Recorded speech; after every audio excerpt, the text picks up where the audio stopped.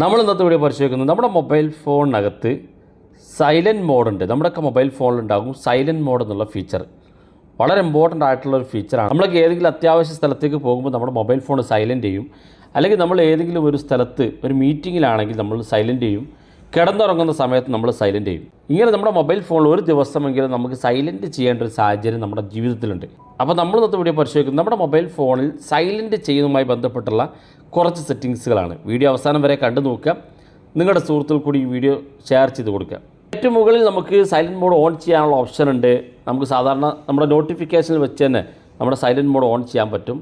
രണ്ടാമത്തെ settings vibrate on ring എന്നുള്ള ഓപ്ഷനാണ്. നമ്മുടെ മൊബൈൽ ഫോണിലേക്ക് വരുന്ന കോളുകൾ നമുക്ക് വൈബ്രേറ്റിലൂടെ അറിയുന്നതിന് വേണ്ടി, സാധാരണ നമുക്ക് സൈലൻറ്റ് മോഡിലേക്ക് മാറ്റിയാൽ നമ്മുടെ മൊബൈൽ ഫോണിലേക്ക് വരുന്ന കോളുകൾ നമുക്ക് മനസ്സിലാകില്ല. അപ്പോൾ നമ്മുടെ മൊബൈൽ ഫോൺ വൈബ്രേറ്റ് ചെയ്ത് കഴിഞ്ഞാൽ നമുക്ക് വരുന്ന കോൾ പെട്ടെന്ന് മനസ്സിലാക്കാൻ സാധിക്കും. അതുകൊണ്ട് വൈബ്രേറ്റ് ഓൺ റിംഗ് എന്നുള്ള ഭാഗം ഇവിടെ എനേബിൾ ചെയ്ത് കൊടുക്കുക. തൊട്ടടുത്ത് വൈബ്രേറ്റ് ഓൺ സൈലൻറ്റ് എന്നാണ്.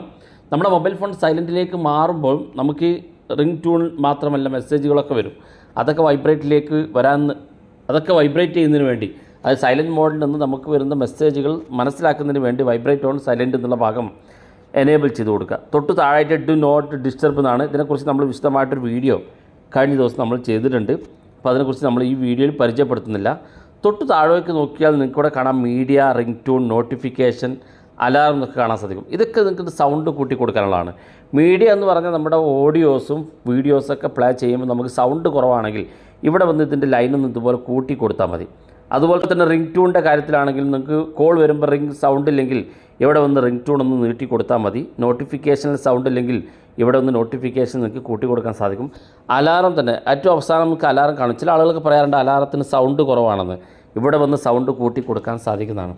തൊട്ട് താഴേക്ക് നോക്കുക വോളിയം ബട്ടൺ ഫംഗ്ഷൻ എന്നുള്ള ഓപ്ഷനാണ്. നമ്മുടെ വോളിയം ബട്ടൺ നമുക്ക് ക്ലിക്ക് ചെയ്യുമ്പോൾ നമ്മുടെ ഫംഗ്ഷൻസിൽ ഏതൊക്കെ ആദ്യം വരേണ്ടതാണ്. മീഡിയയുടെ വോളിയമാണോ റിംഗ് ട്യൂണിൻ്റെ വോളിയമാണോ വേണ്ടത്, നമുക്ക് ഏതാണോ വേണ്ടത് സെറ്റ് ചെയ്ത് കൊടുക്കാം. നമ്മുടെ വോളിയം ബട്ടൺ ക്ലിക്ക് ചെയ്യുമ്പോൾ ഏത് ഫംഗ്ഷൻസ് ആണോ വോളിയം കൂടേണ്ടതെങ്കിൽ അത് സെറ്റ് ചെയ്ത് കൊടുക്കാം. തൊട്ട് താഴെ നമുക്ക് ആപ്പ് സ്പെസിഫിക് വോളിയം എന്നുള്ള ഓപ്ഷൻ ഉണ്ട്. നമ്മുടെ മൊബൈൽ ഫോണിൻ്റെ ആപ്പിലേക്ക് വരുന്ന പ്രത്യേക കോളുകൾക്കും മെസ്സേജുകൾക്കും പ്രത്യേകം സൗണ്ട് വരാനുള്ള ഓപ്ഷനാണ്. തൊട്ട് താഴെ നമുക്ക് റിംഗ് ട്യൂൺ എന്നൊരു ഓപ്ഷനുണ്ട്. അവിടെ ക്ലിക്ക് ചെയ്താൽ ഓരോ സിം കാർഡും നമുക്ക് ഇവിടെ ഫസ്റ്റ് സിം, സെക്കൻഡ് സിം എന്ന് കാണും.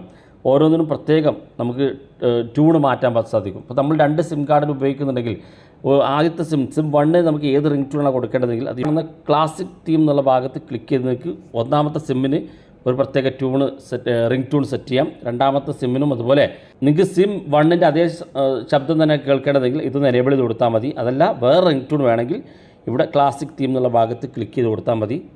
ഇനി ബാക്ക് ബട്ടൺ ക്ലിക്ക് ചെയ്ത് കഴിഞ്ഞാൽ നോട്ടിഫിക്കേഷൻ ഭാഗത്ത് നിങ്ങൾക്ക് നോട്ടിഫിക്കേഷൻ ഏത് സൗണ്ടാണ് വേണ്ടതെന്നുള്ളതാണ്. നമുക്ക് നോട്ടിഫിക്കേഷനിലൊക്കെ പല ശബ്ദം വരാറുണ്ട്. നോട്ടിഫിക്കേഷൻ വരുന്ന സൗണ്ട് ഏതാണെങ്കിൽ ക്ലിക്ക് ചെയ്ത് നമുക്കിവിടെ റിംഗ് ട്യൂൺ മാറ്റാൻ സാധിക്കും. അതുപോലെ തന്നെ മോർ സൗണ്ട് എന്നുള്ള ഓപ്ഷൻ ഉണ്ട്. ഇവിടെ ക്ലിക്ക് ചെയ്താൽ നമുക്ക് dial pad, lock screen, screenshot, delete sound, finger print animation sound, touch sound, അതായത് ഇതെല്ലാം നമുക്ക് സൗണ്ട് എനേബിൾ ചെയ്യാനുള്ളതാണ്. ഒന്നാമത്തെ ഡയൽ പാഡ് സൗണ്ട്, നമ്മുടെ മൊബൈൽ ഫോൺ നമ്മൾ ഓരോ ബട്ടണുകൾ ക്ലിക്ക് ചെയ്യുമ്പം സൗണ്ട് വേണമെങ്കിൽ ഇത് എനേബിൾ ചെയ്ത് കൊടുക്കാം. ലോക്ക് സ്ക്രീൻ, നമ്മുടെ മൊബൈൽ ഫോൺ ലോക്കിലേക്ക് മാറുമ്പോൾ സൗണ്ട് വേണമെങ്കിൽ, സ്ക്രീൻഷോട്ട് എടുക്കുമ്പോൾ സൗണ്ട് വേണമെങ്കിൽ, ഡിലീഷൻ സൗണ്ട്, അതുപോലെ തന്നെ ഫിംഗർ പ്രിൻ്റ് ആനിമേഷൻ, നമ്മുടെ ഫിംഗർ പ്രിൻ്റ് വെക്കുമ്പോൾ സൗണ്ട് വേണമെങ്കിൽ അത്, ടച്ച് സൗണ്ട്, നമ്മുടെ മൊബൈൽ ഫോണിൽ എവിടെ ടച്ച് ചെയ്താലും സൗണ്ട് വരുന്ന സെറ്റിങ്സാണ്. ആവശ്യമാണെങ്കിൽ മാത്രം നിങ്ങൾ സൗണ്ട് എനേബിൾ ചെയ്ത് കൊടുക്കുക. അപ്പോൾ ഇത്തരം സെറ്റിങ്സാണ് അതിനകത്തുള്ളത്. ഒരുപാട് സെറ്റിങ്സുകളുണ്ട്. നിങ്ങൾ ഉപയോഗിച്ച് നോക്കുക. അഭിപ്രായങ്ങൾ വീഡിയോയ്ക്ക് താഴെ കമൻറ്റായി രേഖപ്പെടുത്താം. ഇതുപോലുള്ള വ്യത്യസ്തമായ അറിവുകളുമായി നമുക്ക് അടുത്ത വീഡിയോയിൽ കാണാം.